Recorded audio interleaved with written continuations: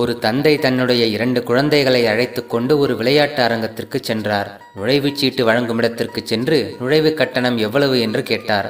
பெரியவர்களுக்கு 5 ரூபாய், குழந்தைகளுக்கு 6 வயதிற்கு கீழ் கட்டணமில்லை, அவர்களுக்கு மட்டும் நுழைவு இலவசம் என்று அங்கு இருப்பவர் கூறினார். உடனே இவர், பெரிய பையனுக்கு 7 வயது ஆகிறது, சின்னவனுக்கு 5 தான் ஆகிறது, அதனால் எனக்கும் பெரியவனுக்கும் மட்டும் 2 சீட்டு கொடுங்கள் என்று கூறினார். நுழைவுச் சீட்டு வழங்குபவர் அவர்களை ஏற இறங்க பார்த்துவிட்டு, பெரிய பையனை பார்த்தால் 7 வயது ஆவது போல் தெரியவில்லை, அவனுக்கு 6 வயதுதான் ஆகின்றது என்று பொய் சொல்லியிருந்தால் நானும் கட்டணமில்லாமல் அவனை இலவசமாக உள்ளே அனுமதித்திருப்பேன், உங்களுக்கும் 5 ரூபாய் மிச்சமாயிருக்குமே என்று அவர் சொல்ல, அதற்கு அந்த தந்தை, நீங்கள் சொல்வது போல் அவனுக்கு 6 வயதென்று மாற்றிச் சொல்லியிருந்தால் எனக்கு 5 ரூபாய் மிச்சமாகி இருக்கும் தான்.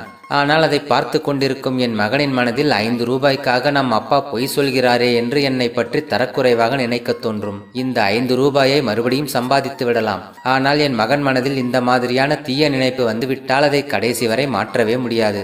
மேலும் எக்காரணத்திற்காகவும் பொய் சொல்லக்கூடாது, நேர்மையாக வாழ வேண்டும் என்று என்னை பார்த்து அவன் கற்றுக்கொள்ள இது ஒரு வாய்ப்பாகவே அமைந்துள்ளது என்று நேர்மையாக சொல்லிவிட்டு போனார் அந்த தந்தை.